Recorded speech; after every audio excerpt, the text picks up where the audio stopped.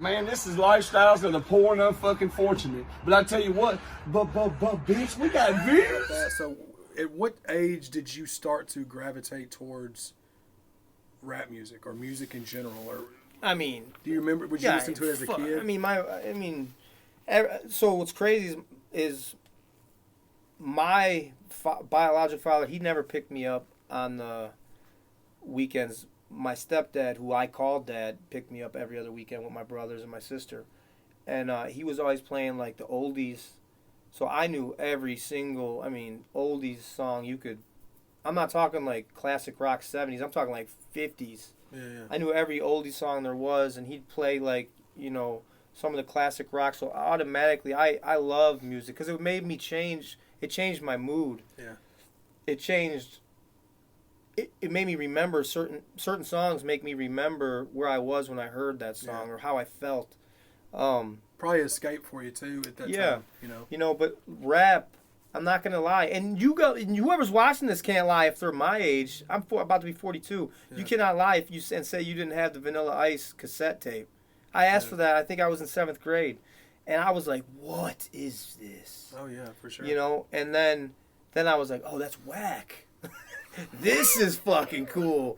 Like, and the first CD I ever got was that Old Dirty Bastard, his first album he ever did. Oh, so that was your first rap CD I asked for it for Christmas because I know she would have to get it for me because I asked for shit this whole year.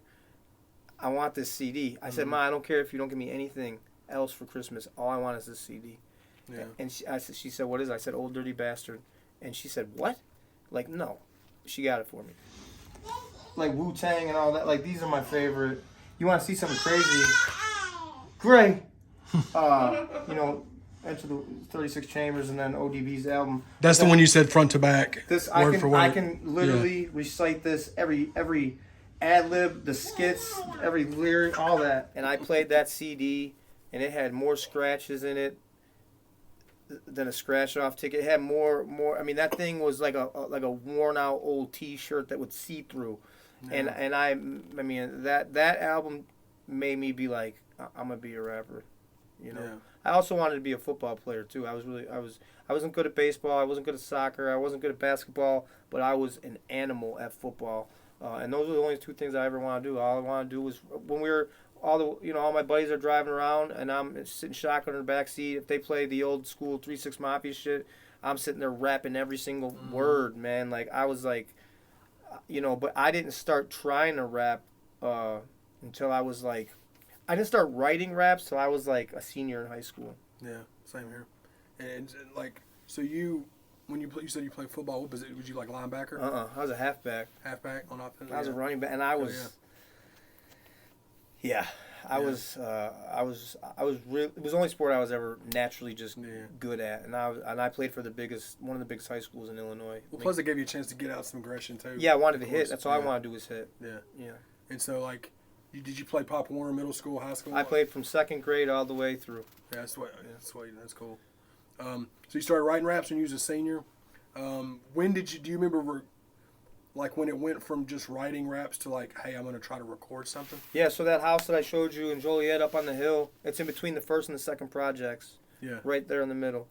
And I worked at Menards when I was like 18 and 19 and because I lived in an apartment with Taman's mother. And she was pregnant at the time. And there was, that was in Joliet. And there was this black dude named Leon Edwards. He made beats. And I said, hey, man, I wrote this, and I rapped it to him. He was like, come by the studio and see, record. And, I showed up, like I said, in Harley Davidson boots and Levi's and like one of them old school, like, what are those things called? Those potato sack, like, hoodie things. You know what I'm talking about? Yeah. So I showed up in that. Huh? Is it a poncho? Yeah. So I showed up in that, and, it's a bunch of black dudes in the house, and they were just like, what? Who is this dude? Yeah, who's this guy? Yeah. And they just looked at me and were like, this guy, he's in the wrong spot. And I just remember I was so confident in what I wrote, but I wrote it without a beat. and I wasn't a seasoned rapper, you know. Yeah. I was 18 years old, 19 So maybe years the old. timing and the delivery. Cause you So didn't they know played anything the that was, beat, yeah. and I was so off beat, and Yeah. I was probably off beat for a year. Yeah. I mean, he tried to help me, and so then I started writing 2 beats, and I was still off. It took me probably a year to find. Oh, and then after that, it took me. Honestly, I'm gonna fast forward, just jump real quick, and then we get back in your question. I quit rapping when I was 25 years old. I was done. I'm done with this shit. It's So not senior high school to 25. And done. Then you said, yeah. It's I thought I made it at one point, and I didn't. Yeah. I had a song that got on the radio, and then nothing happened with that.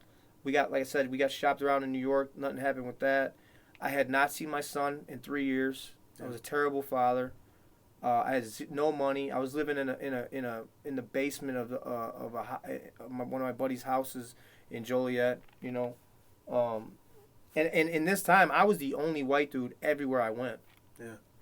Because all I was doing was trying to rap, and there weren't back then. There wasn't no white dudes in like this pocket where I live rapping.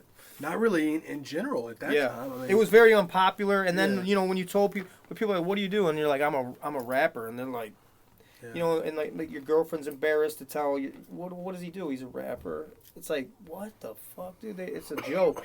Yeah. It was looked at as like a weird joke or some shit. Or like, oh, you're a rapper, like Eminem, you know, like that. Of course, yeah. But he anyways, was really it, like back then, you know, really. So, 25, I said fuck it. I don't know where I was going with that story, but that was it. Yeah. 25, I said fuck this shit. I'm done.